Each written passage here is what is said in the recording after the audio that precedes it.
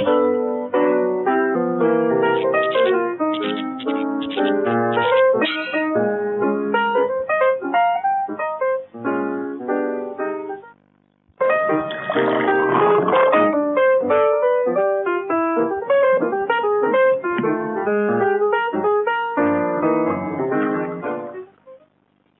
and welcome to Perspectives. Today's show could be my undoing. What I had intended to do was get political leaders, in particular from PML-N, and let them face a few citizens. I could not organize that because just about everyone from PML-N was busy. Given the fact that they're busy forming a government, I understand and I hope and I wish them well. And I hope they can manage what Pakistan is expecting from them. It is a fantastic mandate, but comes with challenges. The challenges which the previous government faced are now being faced by PML-N. In the past, People's Party had the center and Sindh, and Punjab was fighting the battle on its own. This time, the center has Punjab and the center. PML-N has center in Punjab, and People's Party will be fighting Sindh on its own. But the difference? Punjab was a much easier province to handle than Sindh. Not because of Sindh, but because of Karachi. And I'm not saying that Karachi is a troublemaker, but Karachi is a severe trouble spot. And someone needs to deal with it. And Mehr Mohammad Nawaz Sharif said very well, we accept the mandate of People's Party and MQM, but please, let's stop the killing. We have to move on and we have to sort the problems. Mehr Sharif's speech yesterday was very encouraging. I personally really liked the well-written, well-presented speech and the things he said. Those who were questioning his maturity, I think, are kind of hopeful. I'm hopeful that he's got the right cues, he's got the right words, he's saying the right things. Most importantly, he said the center is willing to give Sindh whatever it needs to sort out its problems. Balochistan, they've got leverage there, and hopefully that will work out. And of course, Punjab, they've got their government. Gilgit-Baltistan, that has not really cropped up in these discussions, but that has to also come up. And KPK, which is under Mr. Imran Khan. So the question today, and I said today could be my undoing because I have a really feisty lot in the studio. All of my guests are from Twitter, and they're in the habit of over-tweeting, and I have a feeling they will over-tweet my head tonight. They're all my friends. And I think they have a lot to say. And the topic being challenges, expectations, and reservations from the incoming government. My guest, to my far right, Mr. Deepak Perwani. No introduction needed. Deepak, thank you very much for the time out for being here. Ms. Marium Arif, again, from Twitter. Thank you very much, Marium, for being here. Ms. Nadda Salim, again, don't need any introduction, Nadda. Thank you very much. Next to her, again, I can't even begin to introduce him, Mr. Mohsin Saeed. Mohsin, thank you very much. Your naughty smile is always scaring the hell out of me. With him is Ms. Hira Shah. Thank you very much for being here. And from Lahore, online joining us is Ms. Mehr Tarar. Thank you, Mehr, for taking the time out. I did not have the time to organize everyone's Twitter handles and put them on screen, but I have tweeted with my own handle, Faisal Qureshi, everyone's Twitter handles, so you can connect with them over there. I'm going to open the floor as informally as possible. Deepak, you said something very interesting just before we went online, that what would you expect if George W. Bush was re-elected? I know that was offline, I should have not quoted, but I'm quoting it. But Nadda said, I don't care about George W. Bush, I care about this. What do you think are the reservations, challenges, and expectations from this government? I think what we've seen from Nawaz Sharif Saab in the previous governments and what we're seeing now is, like Mohsin also pointed out, the tone has changed.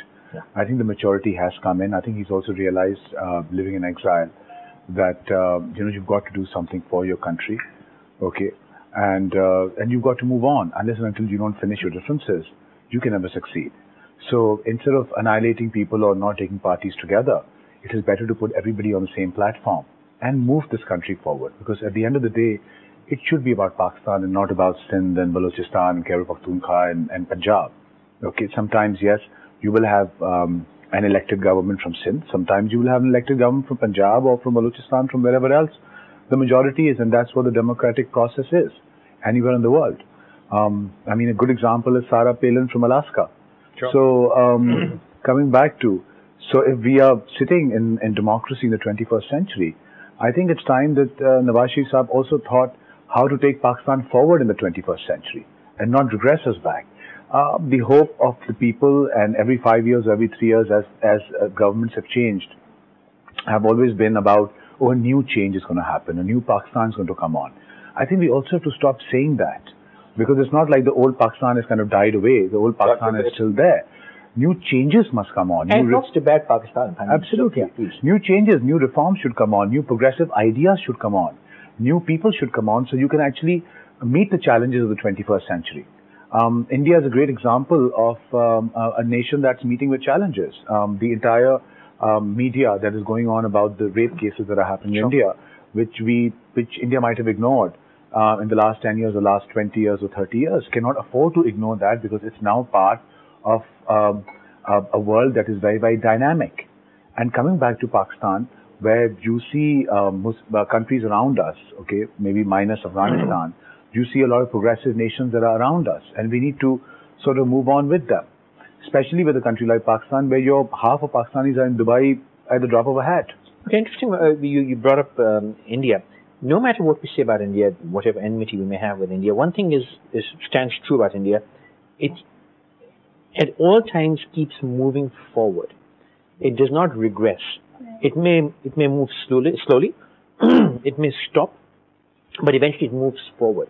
The examples of Sanjay Dutt being in jail today, which is again a very disputed discussion, but a star of his caliber did make to jail. Salman Khan being tried for killing animals, Hrithik Roshan being tried, and generally just their forward progression gives hope that eventually they will make it, even though they're not making it right now, but there's hope. Do you think this is a great turn of Pakistan's history, that we've actually moved forward and there's hope? I think the biggest plus point that we got to see in this election was the mobilization of the regular people who would actually not even come out and vote under normal circumstances. But this time we saw that they didn't just stand to vote, they actually stood there waiting for the booths to open up for more than 12 hours. So yeah, mobilization of the masses, the people who would not generally come out, is great.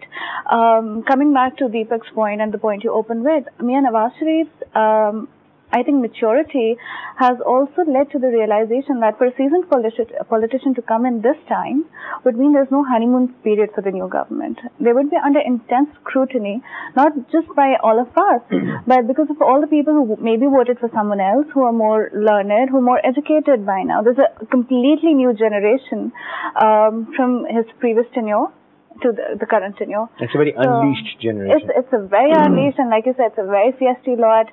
We're very vocal. I mean, not just us. I think everybody. They're very vocal. Sorry? It's time. It's time, absolutely. And the one thing that we probably do owe to PTI is the fact that people did get mobilized. So PTI did help mobilization of the masses, and then the independent candidates kind of jumped in the bandwagon. I'm not allowed to take positions, and I will not take a position, but I don't want to give that credit completely to PTI. This is also the first time that such a huge young generation exists in Pakistan. And maybe it was just a course of things that more they would have come. It was never there before. It's the first time. Being a bit unfair. Well, I'm just saying. I'm just suggesting about. I'm not going to take any position this way or that way, but I just think you're being unfair. No, I'll give you the reason. I'll give you the reason why. And the reason is that you have to give credit where it's due. Other people have been, let's say, quoting the youth, but the youth has always been through colleges and student unions, all right? And those have been violent students. They have not been peaceful protesters, and we all know it, right? Sure. So this is the only time, the first time that a political party in Pakistan has actually mobilized youth. Second time. Not in my lifetime. That was another thing. That was another crossroads where we had a huge population. And then whatever happened, right? What happened? 69. And what's to happen now is yet to be seen. Yeah, okay, fine. We'll see. But I'm just saying the credit needs to be given where it's due, because he mobilized people without being violent. Sure, Because that's become part of the psyche No, of you can't Pakistan. say without being violent, because there's a violent attitude which we witness on Twitter, intellectual violence. It's not. do that. I'm talking about physical violence. No, I'm talking about breaking things and and shooting people and I think more than that, it's the responsibility of ownership of that one vote that came in.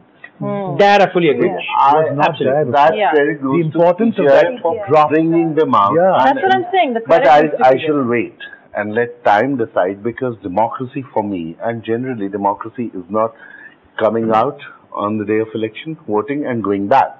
Democracy means remaining engaged, aware, and constantly working with people, for the people, because democracy is ours, and protecting it, guarding it viciously. And being involved. And on as a I daily said, basis. engaged, totally engaged, and it's us, the people, who keep politicians, leaders, institutions on track by becoming a very strong civil society. Hira, what would you say? That needs to be seen. I think the voters that came out that day, even if I include myself, the thing was, it was the first time vote. It was like, we're going to vote and change is going to be there. In like the next, as soon as the results are announced, it's going to be changed. Change was oversold. Yes, exactly. That is what happened. I think so. I think you have to be extremely naive if you think the next day the change is there. But that is what happened. Realists didn't think that. Come on. But people actually thought, and that is what every party sold to us, that we are bringing that change. What they didn't tell us was change does not come through one vote of yours. It comes with ultimate responsibility. If I'm voting today, I need to be aware that even if the party I voted for came into power, I need to be very strict on them. And I need to tell them, look, I did vote for you. But when you come in power and whatever you do, I'm going to strictly take on that. Second of all, the thing is that change, what went bad was now change is being criticized. Now it is taking like more of something that is adverse, something that is negative. What happened was, for the youngsters, they were unleashed the first time. And they thought that this is the moment for us to say it all or say none. And that is why now many people who voted for the first time said, okay, I voted, I did my part, nothing happened, I'm not voting again. I have seen many people. But what happened was they didn't realize that change does not come with the change of government. Change comes through the people. If I want to change, if I want to change, that is when change comes. Government does not bring change. And I would like to add what you said. Change is a process, not an event. Yeah. It over here it's sold as an event. It's not an event. I need to go to Mehr. Mehr, you've heard everyone's views. You've been very, very clear, sharp, direct, and vocal with your comments on Twitter. What would you and how do you, and also since you're sitting in Punjab, a lot of people have criticized Mr. Shahbaz Sharif's work in Punjab, in Lahore, the Jangla bus and all those things commented about that. I've always been a believer in this kind of work, because when the motorway was built, I remember when Mehr Sharif's first government was overthrown, there used to be shows every night criticizing the motorway. The motorway is still there and we all use it. The metro bus is still there, will be there, people will use it. How do you see this arrival of PML-N in the central government, and how do you see change coming into Pakistan because of this?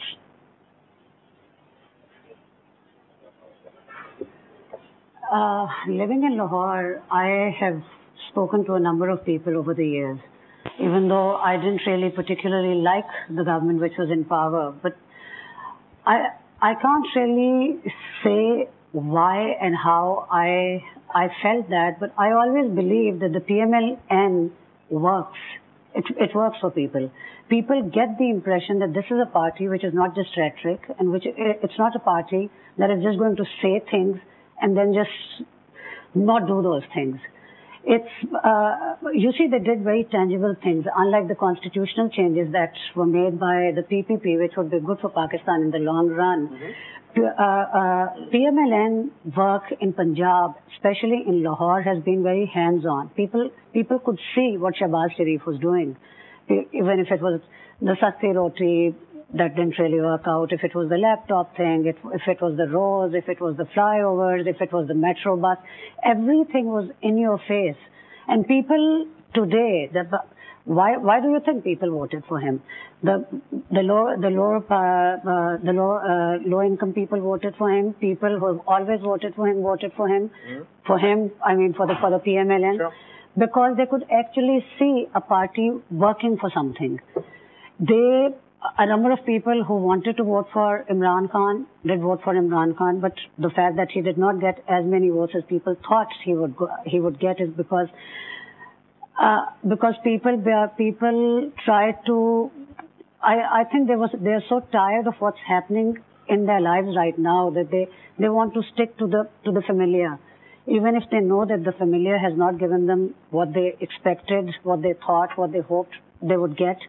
But the fact that it's familiar and it's a party that has actually done things they can see, they have trusted that. For instance, the Christian colony in Bhagwanpura, when it was torched, yes, PML-N was blamed for it. PML-N's MNA and MPs were blamed, and PML-N's police was blamed. But then PML-N went and helped people, and people could see that. You see, at a very basic level, we are a very forgiving nation, which is our biggest curse, as well as our biggest. I would say that this is the most positive thing about us. We let go. Okay, let me. You said that people opted for a familiar face. And that I but have Nadda, seen there's no hero worship in the whole drive was to get away from the familiar faces. But yet people have voted for the familiar faces. But that was the drive for one particular party. That wasn't the agenda for everybody else. So one particular party was selling that change, whereas everybody else was just going for the new Pakistan, the new... Without any product. You know. They're just marketing. They didn't have any product to sell. And they were just marketing. I'll say one thing. We've never denied the fact that Shahbaz Sharif has not done a lot for Lahore. Yeah. We've always said Even the previous government, Shahbaz Sharif has done a lot for Lahore. In fact, he's considered as a cheetah of Lahore, and we all admit that. Sure. But you must also realize that Karachi is the 7th largest city in the world. Yeah. It's spread over 4,400 square miles. And Lahore centrally is a very small city in comparison.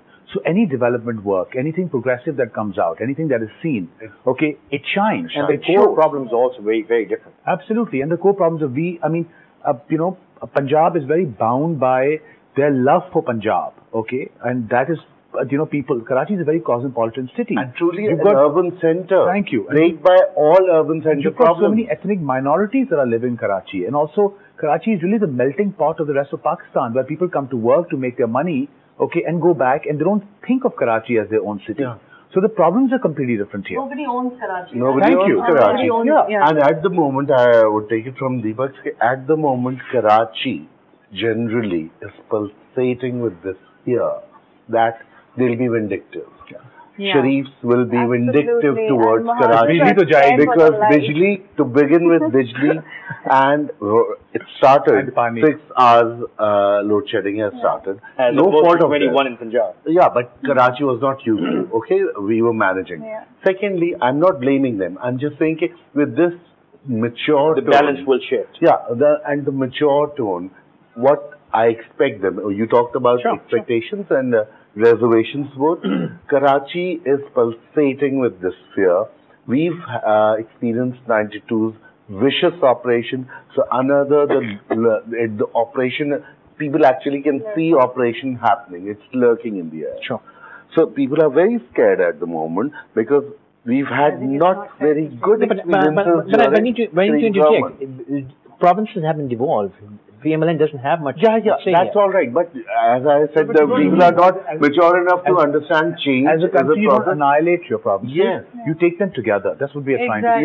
Yes. Whether your government is in in Punjab, whether your government is in Sindh, okay, it's still Pakistan. Go on, man. It is. And Karachi, being Karachi, which is kind of backbone of.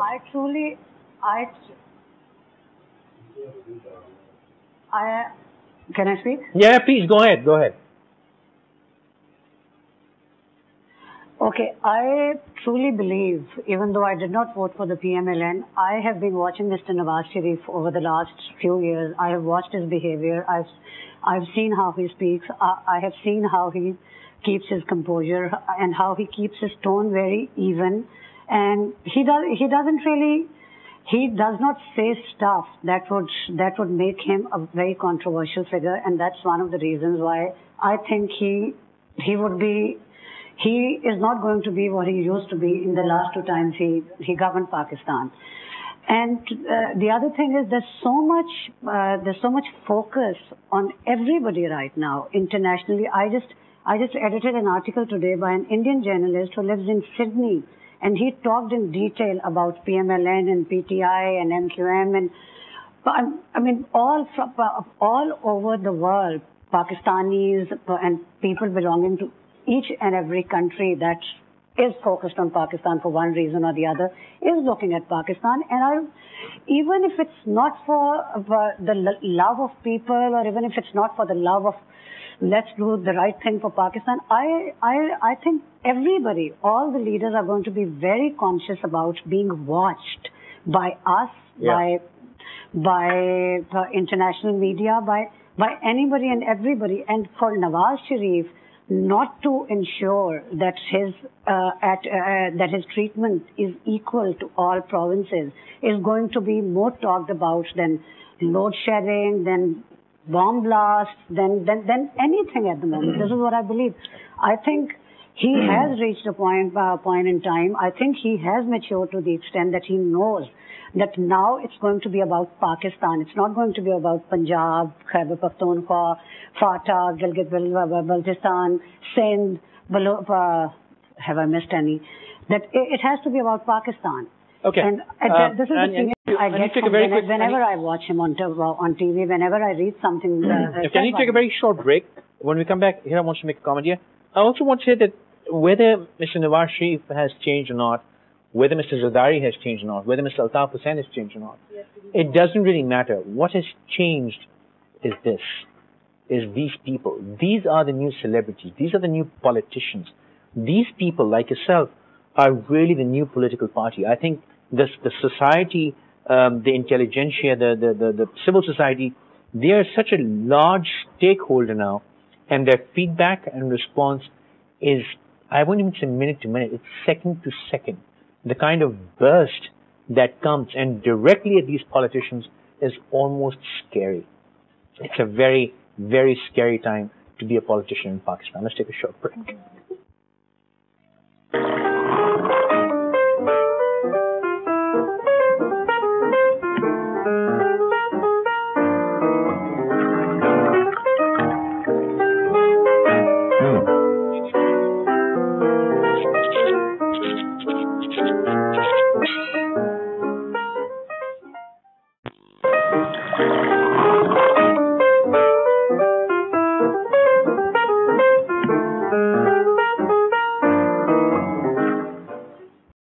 Thanks for staying with us. You're watching Perspectives.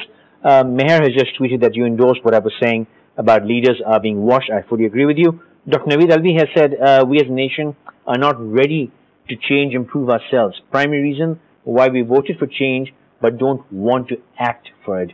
We do want a new leader to bring change, but as Mohsin said, and as Hira was also saying, we need to bring change in ourselves. Hira, you're going to say something.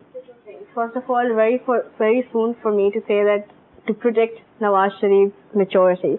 Okay. Because too many words, always elections have been this way.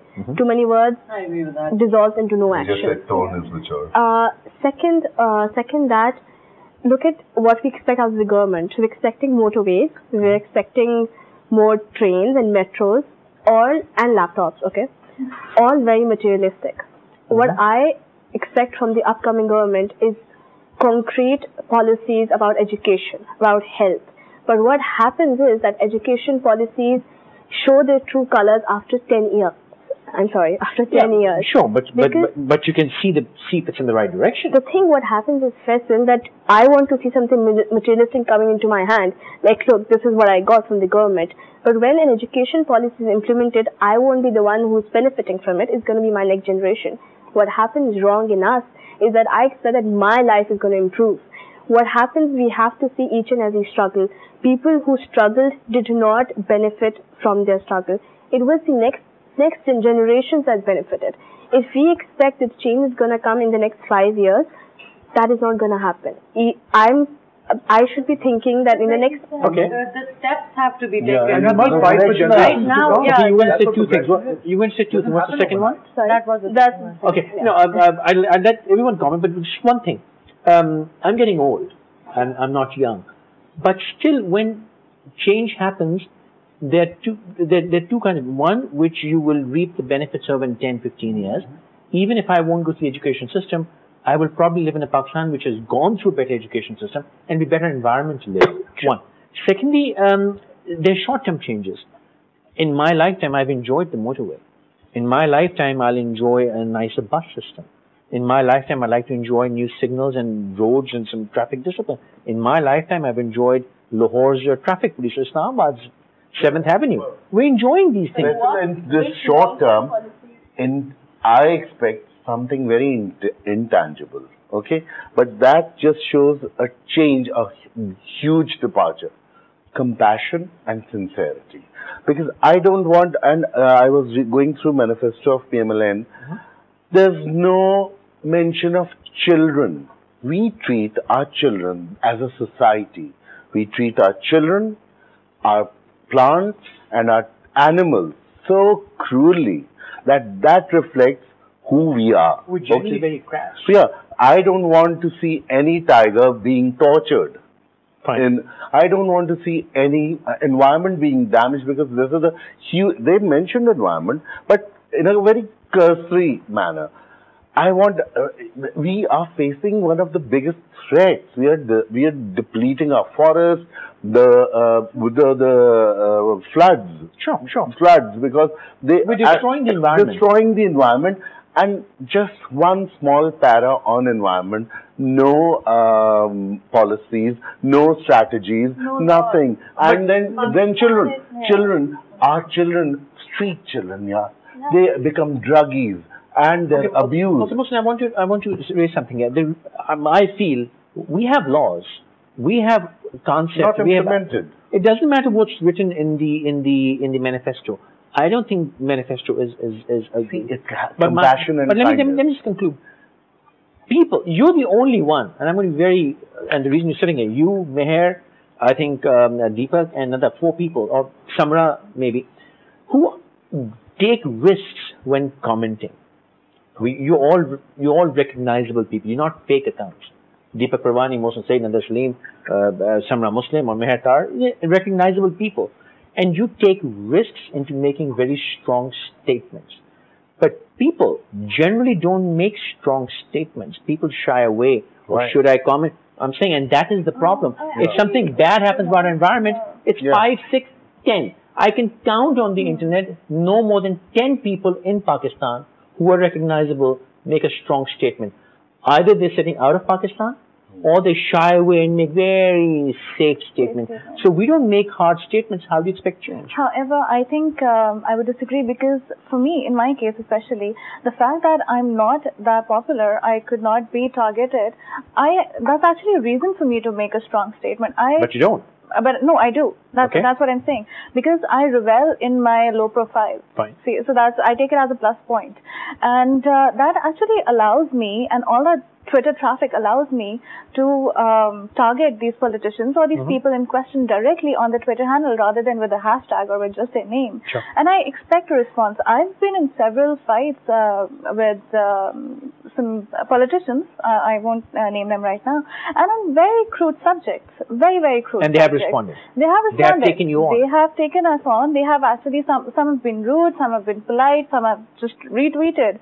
But, that's an enough consolation that, okay, at least they read it. But the concept that your voice is reaching somewhere. It's reaching. And I think that's a huge point. That's what I love about Twitter. क्या कहते हैं वो कि I mean it's a little bit of Hindi. I hope we can all understand. Yeah, go on, Mehr. Sorry, should I say what I was saying? I have been on Twitter for a year, and what I said yesterday, I was talking about politicians, but this is what happens whenever people are talking about anything. It's either A or it's Z. There's nothing in the middle. People either demonize things or people either idolize things. I have noticed this about so many people. This is about when I got on Twitter. That's where I heard the term liberal for the first time. I didn't realize I was liberal or I was this or I was that. But the so-called liberals have a very strong, a very kind of, obnoxious way of saying things to people, and then they expect, just because, they're kind of invisible, they're not in front of the person, it gives them the right to ask, and I have no problem whatsoever with that. I don't think so. I'm as obnoxious, it's strange to in real life. a public Yeah, I vouch for your being obnoxious. Deepak, you were saying? Just a second, to respond to something that is Go on, Mehr. Complete the sentence. that is being said as kind of a gali. Okay, Deepak, you were saying? I think what what you're basically saying is it's very easy to sit behind a laptop and comment on whatever you want to say, okay, because it's easier to hide behind that screen and write those words. I personally think that and not draw a line. You can say very important things, but in a nice way. I think there's one realization that has come in after this election is कि हमारे मुल्क में हमेशा समझा जाता है कि जी how do you put it, praja and raya, how do I say this? Raja and praja. Yeah, so that what basically means is the people are for the government, okay? It should come, the realization should now come into that the government is for the people, okay? And that's a very important these are people thing. you elect, you don't have to fear them, it's your vote that puts Absolutely. There you said it, okay? They must understand the difference between that they are there to serve the people of the country, okay, and not to serve themselves. And that in itself is humility. And that in itself is a very greater understanding of what a true politician means, okay? And not the kind of... Back to the first point, which is that we have to change our mindsets, including the leaders that we elect. They have to change their mindsets. But I would like to say something here. How long this freedom of expression we are going to enjoy? Because yes, we're at threats. We get threats, okay? Our inboxes, we get different kinds of anonymous emails. Anonymous emails and all sorts of, Faisal, you know. But we still say it's fine because at least we're free to say it. We use our freedom, and I like to utilize my freedom.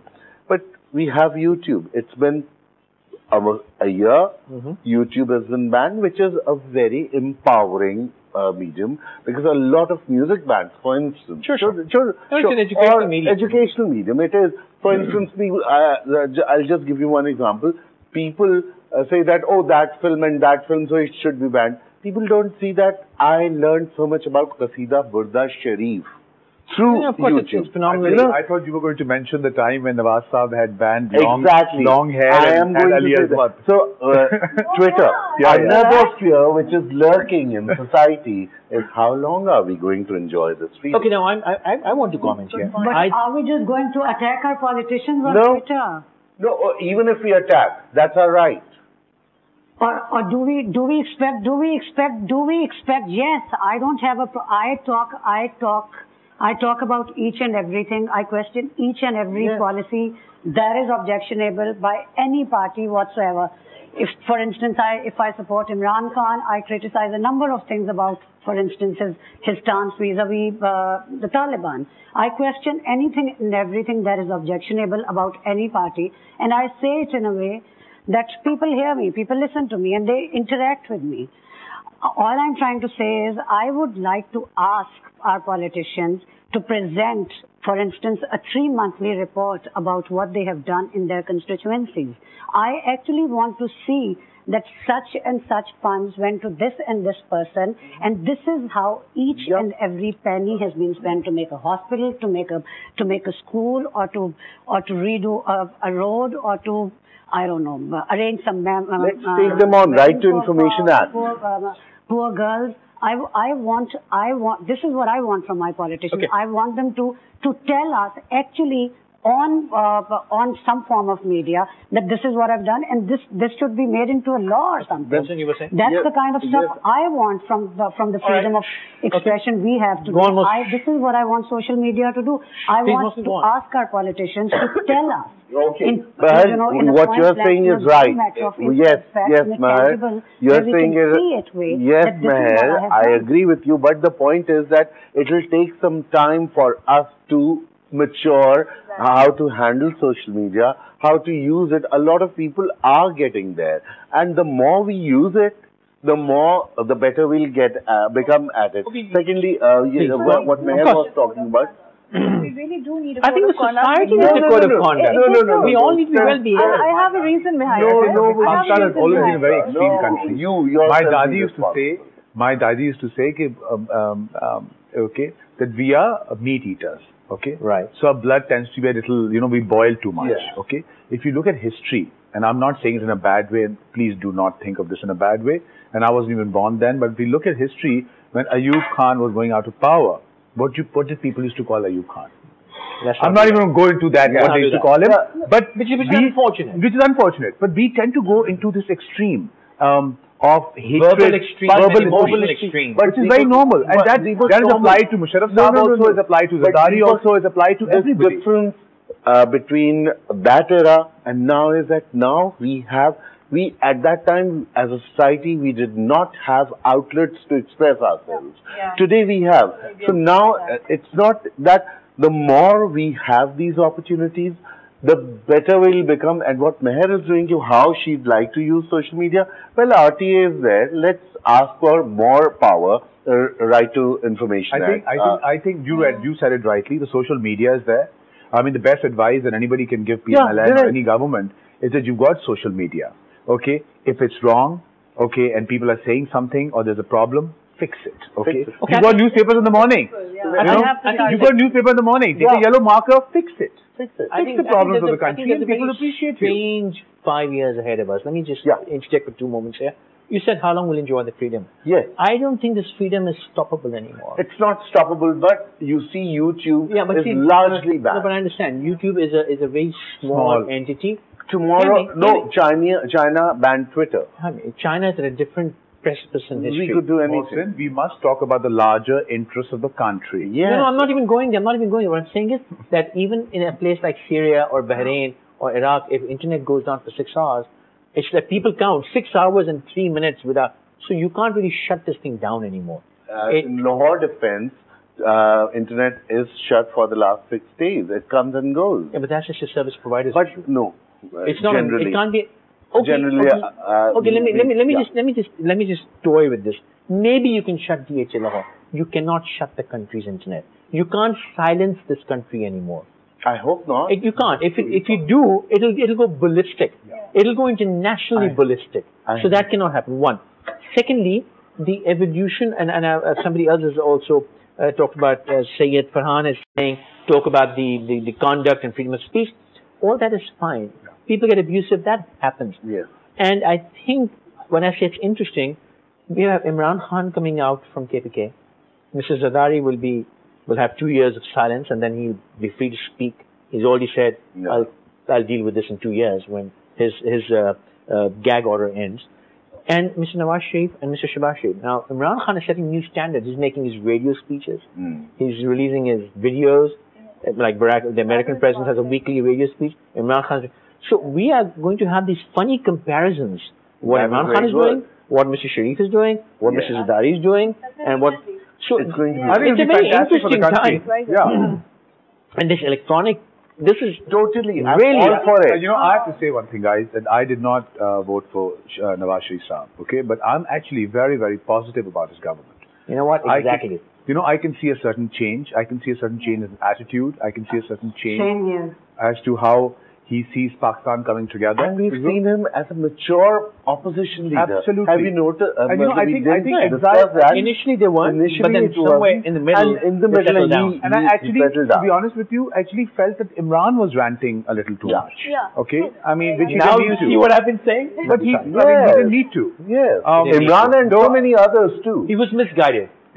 Okay. So now another thing everybody has a process to learn. Another thing I'm enjoying, and I need to close this in about 4 minutes. I want like you all to comment. Another thing I'm really enjoying is the large mandate this government has. They have no excuse to fail. Exactly, and that places a huge responsibility and a risk. on them. And risk. If they fail, don't history perform, will be hard. maybe 2 years or 3 years if they don't perform. There's a lot of things to deal with. And that is very a lot good. Of issues they have to deal with. That's not an easy term. It's not going to be easy. No and way. from day one, I think it's a day-to-day. No honeymoon period. The day they take oath, next day it's lethal. But we have to understand one thing: no excuses, because they accepted the responsibility. Oh yeah, they came forward. No, they presented themselves, so they don't have any excuse that we inherited 16,100 crore rupees. Nawaz Sharif said in his last day that give us a solid mandate, so we don't have to. They got a solid mandate. They got a solid mandate. They don't have those excuses. I think now we are moving on. Hopefully, we are moving on.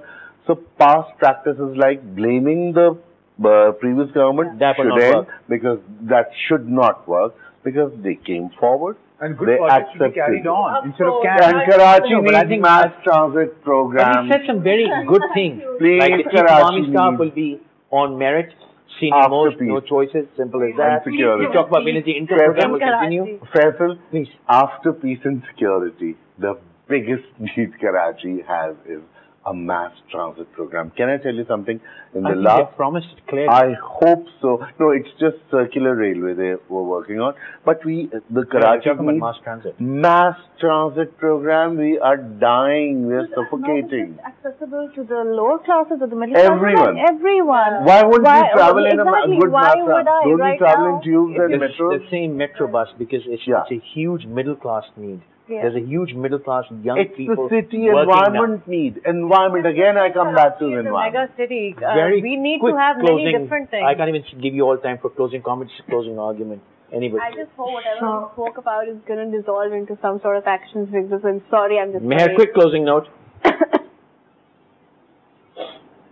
Yes, I just hope that all the other parties which were talking about a new Pakistan, Aisa Pakistan, Vaisa Pakistan, that now they'll all come together to work with this government to make Pakistan what they all promised it would be. That's all I want. That's all I hope for now. Instead of were they all just talking about a Pakistan they would bring about. If you're in the opposition, then stand for your whatever you believe in. If something is wrong, say it. Same goes with people. If your leader is doing something wrong or you do not agree with it, you question them. You get involved. There's a very good thing mentioned in the manifesto of PML-N, and I hope they implement it. Truth and Reconciliation Commission. It's such a beautiful thing. They should establish it. That is the best way to move on. You come, you admit and seek forgiveness and move on. So I hope it happens in society. This time does not just focus on the short-term projects and the materialistic projects, but rather long-term strategies. Because right now Pakistan is in a very sweet spot, if I could say. It's not the old Pakistan anymore. It's not even the Naya Pakistan anymore. So right now the coalition, if it can happen, or even the opposition, I think it can be absolutely fabulous for us. United we stand and divided we fall. And that's what Pakistan's new mandate should be. And if the future is with PML-N, then the future is PML-N. Very simple. Maham Gadwai just wrote, Pakistan has always been a challenge. PML-N is now an expectation. Don't let us have any more reservations. Two things which are crucial, in my opinion. Mr. Nawaz Sharif has, again, I said about Imran Khan, I've written this repeatedly, God gave him a blank piece of paper and a pen. He could write history. Unfortunately, he didn't write good history. This opportunity now stands with PML-N. With this mandate, they've got a blank piece of paper and a pen. They can write history.